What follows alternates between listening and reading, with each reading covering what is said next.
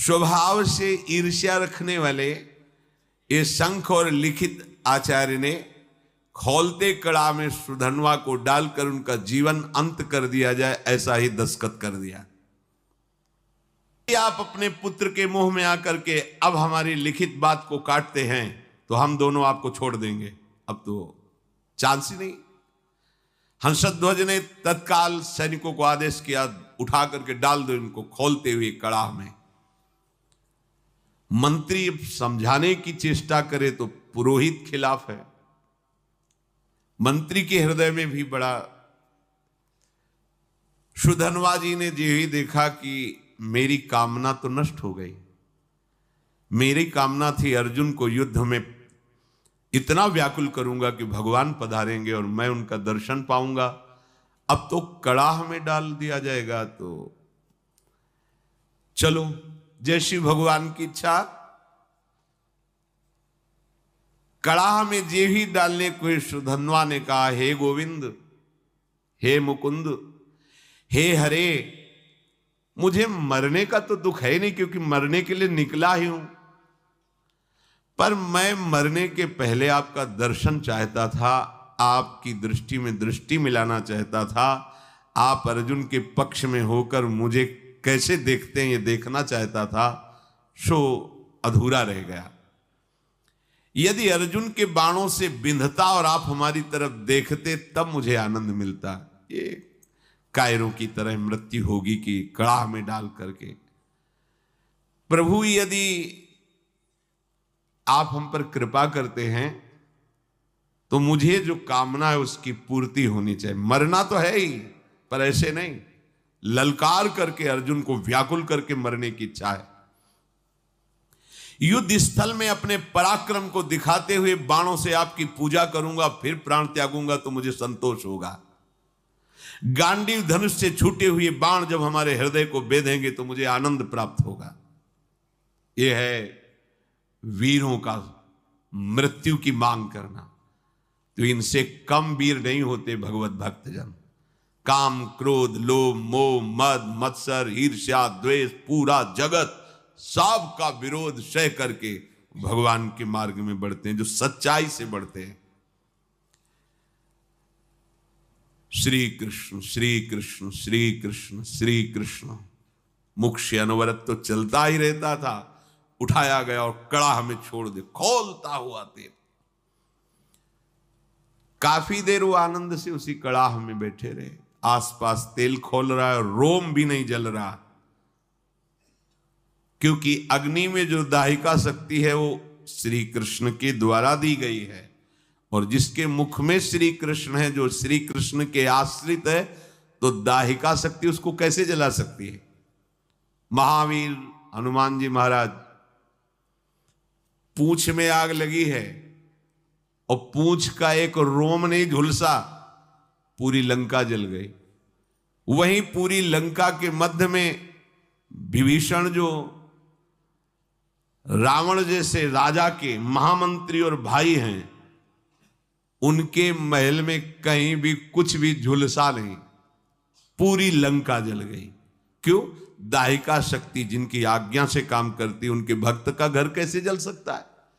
उनके महाभागवत के एक रोम भी नहीं झुलसा हनुमान जी का। ऐसे ही सुधनवा जी का एक रोम भी नहीं झुलसा। जैसे जल में प्रफुल्लित कमल खिला रहता है, ऐसे मुख प्रसन्न श्री कृष्ण श्री कृष्ण श्री कृष्ण। अब सबको बड़ा आश्चर्य हुआ, तेल बुदबुद बुदबुद खोल रहा है, ये भी नहीं है कि वो शांत हो, और वो प्रसन्न मुद्रा में श्री कृष्ण श्री कृष्ण। ये नाम का बहुत चमत्कार है, अपने लोग उसे समझ नहीं पा रहे हैं। राजा हंसध्वज ने अपने पुरोहित शंख और लिखित से कहा, ये क्या हो रहा है, ये जल क्यों नहीं रहा है? पुरोहित जी विचार करके सोचते, आग तो जल रही, क्या तेल ये ऐसे ही खोल रहा है, इसमें गर्मी नहीं है? तो एक नारियल फल ऐसे वो कड़ाह में डाला, जे भी डाला और इतना गर्म तेल था, फटाक से फटा और लिखित और शंख दोनों आचार्य थे, उनकी खोपड़ी में लगा जाके, और उनकी खोपड़ी में फफोले पड़ गए, उसकी बूंदे पड़ने। वो महाराज ये तो बिल्कुल आग है इस समय तेल। निश्चित है कि सुधन्वा श्री कृष्ण नाम के बल पर है, इसलिए ये आग इसे नहीं जला सकती। अब पुरोहित को विरोध करने का कोई भी अवसर नहीं। वहां के लोगों ने सुधन्वा जी कोई औषधि का प्रयोग किए हुए हैं क्या, जो तेल का प्रभाव नहीं पड़ रहा? वहां बड़े बड़े आयुर्वेदाचार्य भी थे, कहा नहीं, इस ऐसी स्थिति में कोई औषधि काम नहीं करती। इसका मतलब है कि ये जो कृष्ण कृष्ण बोल रहे हैं इसी का प्रभाव है।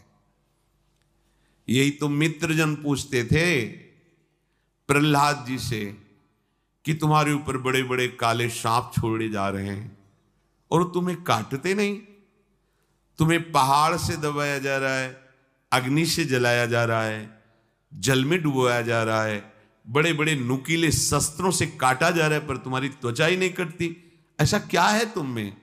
तो उन्होंने कहा मैं हर समय हरि हरि श्री हरि ऐसा बोलता हूं, तो मुझे लगता है कि मेरे हरि मुझे ऐसे लिए हुए तो ना कोई आग, ना कोई अस्त्र शस्त्र, ना कोई मुझे दुख, कोई छू ही नहीं पा रहा है, क्योंकि मेरे हरि मुझे गोद में लिए हुए हैं और ऐसे किए हुए हैं। नाम का बहुत बड़ा, ऐसा ना समझो कि ये उनके ऊपर प्रभाव था, आपके ऊपर नहीं। आप वैसे ही जपिए, देखिए प्रभाव। अब पुरोहित जो लिखित और शंख जी थी, उन्होंने कहा धिक्कार है मुझे, मैं अपने शास्त्र ज्ञान के गर्व में होकर भगवान की भक्ति का तिरस्कार करता था, आज मैंने देख लिया सुधन्वा की भक्ति का प्रभाव। और वो दोनों ऐसा सोच ही रहे थे कि फिर जो परिजन थे सुधन्वा को बाहर नहीं, कुछ नहीं, बस जैसे और तेल से चिकनाट हो गई हो बस। अब वो दोनों शर्मा करके आचार्य खुद कड़ाहे पे कूद गए, ये धिक्कार हमारे जीवन को, ऐसे भक्त का विरोध करते थे। सुधन्वा जी ने श्री कृष्ण श्री कृष्ण श्री कृष्ण, तो कूदने में तो थोड़ा जलन सी, पर तुरंत शीतल हो गया। तो आचार्य थे चरणों में पड़ गए सुधन्वा के। कौन ऐसा है जो नाम जापक के चरणों में अपना भावना समर्पित कर दे? नाम की बड़ी महिमा है। सुधन्वा के आचार्य थे लिखित शंख, उन्होंने छाती से लगा के कहा प्रिय राजकुमार, आज मुझे तेरी कृपा से समझ में आया कि भगवान के नाम में जो शक्ति है वो किसी और कहीं साधन में नहीं है।